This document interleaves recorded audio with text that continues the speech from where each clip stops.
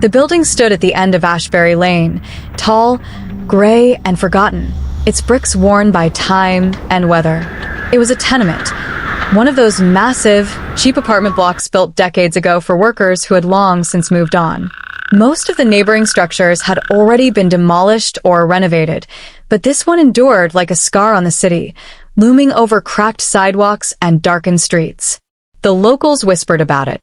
They said people went in but didn't come out, that screams sometimes echoed from the upper floors, and lights flickered in the windows long after electricity had been cut. But rumors never stopped the desperate.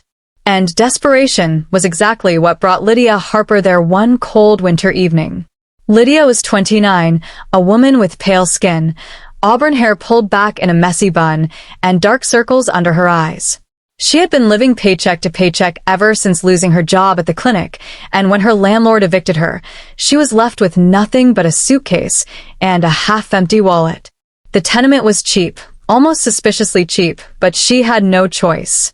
The landlady, a crooked old woman with sharp eyes and a smile that never touched her lips, handed Lydia the key with a warning. "Third floor, room 306, she rasped. "Keep to your room after dark. And whatever you hear, don't open the door." Lydia thought it was a strange thing to say, but she nodded, convincing herself it was just an attempt to spook her.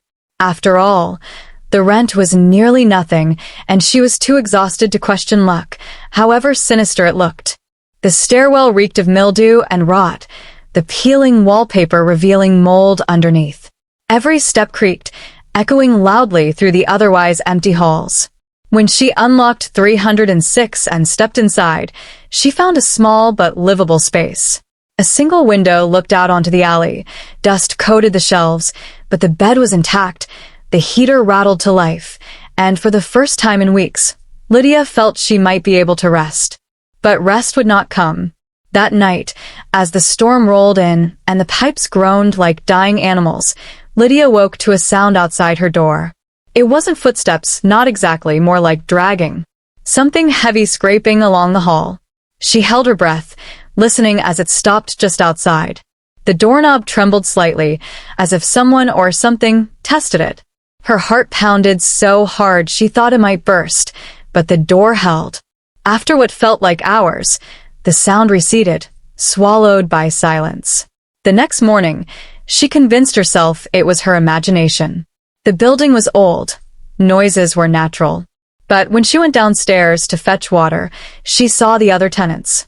Pale, gaunt faces stared from cracked doors. Men and women who looked hollow, their eyes sunken, their skin sallow. None spoke. They only watched her, silently, as though measuring her. At night, the sounds returned. Whispers seeped through the cracks in her walls, words she couldn't understand but felt deep in her bones. Sometimes, the whispers turned to laughter, other times to weeping. And always, the dragging sound came outside her door. On the fourth night, she couldn't take it anymore. She opened her door, just a crack. The hallway was dark, the only light the faint flicker of the emergency bulb overhead. At first, she saw nothing. Then her eyes adjusted, and she froze. A figure stood at the far end, tall, impossibly thin, its head tilted unnaturally. It dragged something behind it, long and heavy, leaving a wet smear across the floor. Its face was obscured by shadow, but its eyes, two glowing, hollow pits, locked onto hers. Lydia slammed the door, her body trembling violently. She pushed the dresser against it, holding her breath until dawn. The next morning, the smear was gone. She wanted to leave, but when she confronted the landlady, the old woman only smirked. "You signed the lease. The tenement doesn't like it when people break promises." Lydia demanded her money back, her voice shaking, but the landlady only shook her head. "You'll understand soon enough." That night, the whispers grew louder. They called her name. She pressed her hands over her ears, curled on the bed, praying for morning. But the door rattled violently, the dragging sound scraping closer and closer. She screamed, sobbing, until everything suddenly went still. When she opened her eyes, she wasn't in her room anymore.